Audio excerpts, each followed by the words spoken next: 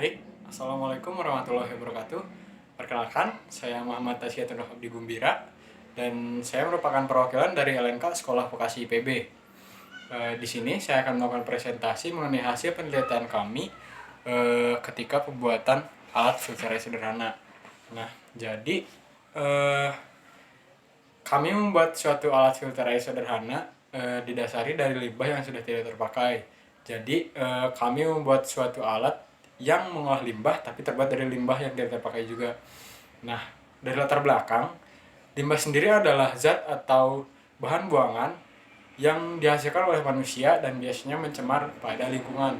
Nah, limbah yang akan kita ambil di sini adalah limbah oli, di mana limbah oli sendiri merupakan hasil dari kegiatan minyak bumi dan biasanya juga dihasilkan dari kegiatan manusia yang mencemar juga terhadap lingkungan, terutama pada lingkungan sungai yang dimana di daerah sekitaran kami atau di daerah sekitaran kampus kami di perkotaan itu memang sedikit marak juga dari limbah oli ini. Makanya atas dasar itulah timbul ide dari kami untuk membuat alat ini yang kami beri nama SIWOW.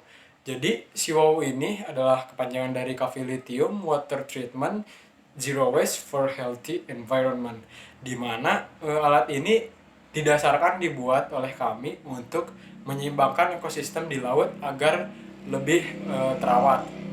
Dari pembuatan ini, kami membuat alat ini dengan mencari limbahnya itu yang ada di sekitar kampus kami sendiri. Yang pertama dari limbah rambut yang dibuktikan untuk bisa sebagai penyerap, di mana limbah rambut sendiri kami mendapatkannya dari salon, di mana kan di salon sendiri banyak limbah rambut yang terbuang sia-sia dengan biasanya hanya dikubur atau dibakar.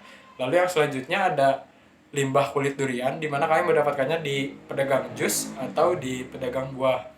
Nah, selanjutnya prinsip yang digunakan adalah bioremediasi untuk mendegradasi bahan pencemar, di mana bahan pencemar ini biasanya berasal dari mikroorganisme alami sehingga bisa menjadi ramah lingkungan gitu. Nah, selanjutnya untuk rumusan masalahnya sendiri, eh, berdasarkan latar belakang yang tadi, yang pertama itu mengapa limbah rambut sendiri, limbah kulit durian berpotensi sebagai bahan untuk bioremediasi limbah oli.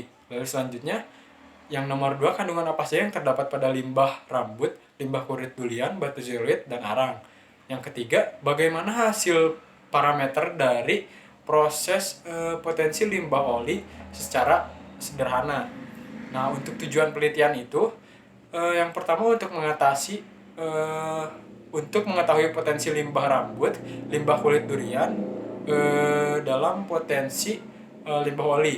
Lalu yang kedua, untuk mengetahui kandungan yang terdapat pada limbah rambut, limbah kulit durian, batu zeolit, dan arang. Lalu yang ketiga, untuk mengetahui parameter hasil potensi limbah seperti nilai pH air, suhu, lalu bakteri mikroba. Nah, lalu yang selanjutnya, untuk manfaat dari penelitiannya sendiri, jika alat ini diterapkan pada lingkungan masyarakat sekitar dan lingkungan masyarakat yang dekat dengan pabrik atau dengan bengkel kendaraan atau pabrik kendaraan yang lainnya, tentunya ini akan sangat bermanfaat untuk lingkungannya sendiri.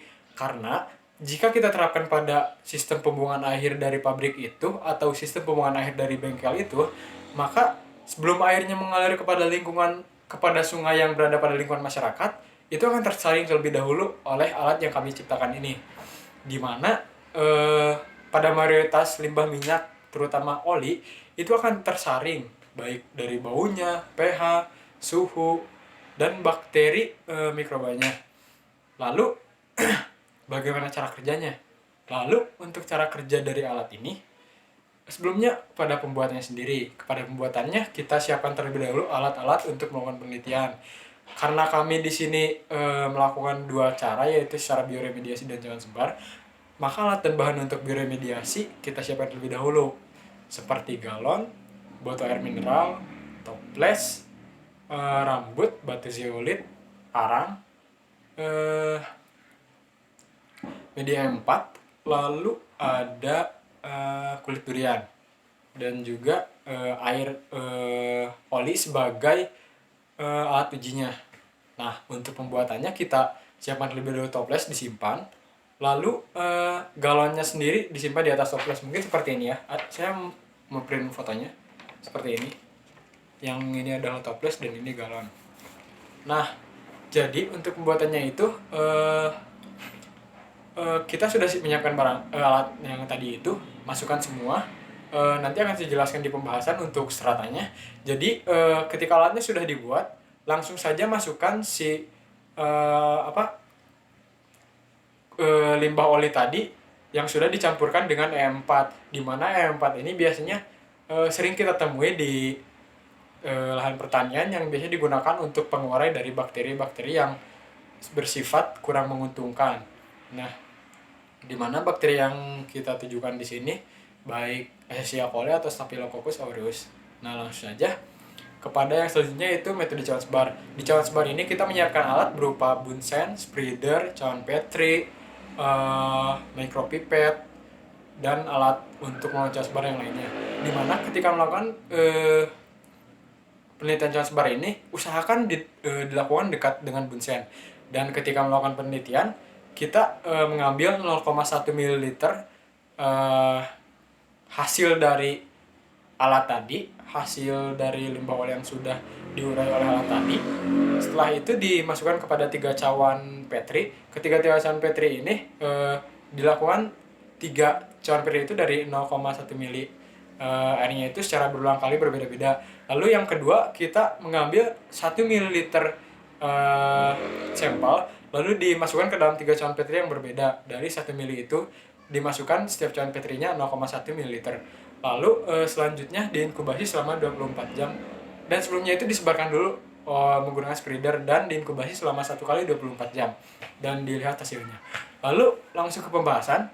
Di pembahasan itu sebenarnya alat yang kami gunakan ini memegang prinsip yaitu secara bioremediasi, di mana bioremediasi memiliki pengertian suatu teknik mendegradasi limbah dengan menggunakan bantuan mikroorganisme, di mana mikroorganisme ini menggunakan bahan-bahan organik sebagai pendegradasinya. Selain itu, alat ini sangat murah, mudah, dan ramah terhadap lingkungan juga, karena alat yang kami gunakan ini berasal dari limbah yang tidak digunakan juga. Lalu untuk serata yang tadi saya sebutkan seperti ini. Jadi yang pertama itu ada batu zeolite 15 cm pada toples. Lalu ada batu zeolite 10 cm pada paling bawah dari galon. Lalu ada arang 10 cm, rambut 15 cm, kulit durian 10 cm, dan rambut 10 cm. Di mana rambut sendiri sebagai penyerap dari minyaknya sendiri, di mana memiliki kandungan dalam rambut ini sebagai penyerapnya. Lalu untuk kulit durian, di mana pektin ini sebagai penyerapnya. Lalu di rambut tadi itu ada kandungan keratin sebagai penyerap dari minyak. Lalu selanjutnya ketika tadi kita memasukkan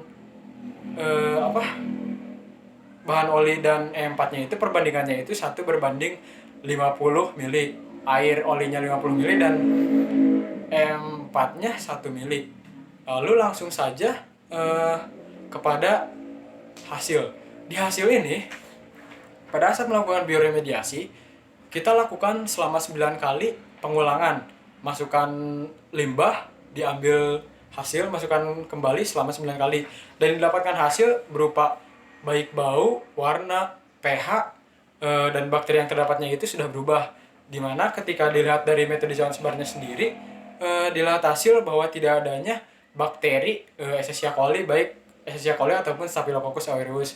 Dimana ini membuktikan bahwa alat limbah atau bahan limbah yang telah kami peroleh itu, ketika dilakukan untuk mengolah limbah kembali, dia sukses atau optimal untuk sebagai pengurai atau pembersih dari limbah oli ini. Jadi sangat efektif karena suhu yang asalnya 40 derajat berubah menjadi 29 derajat.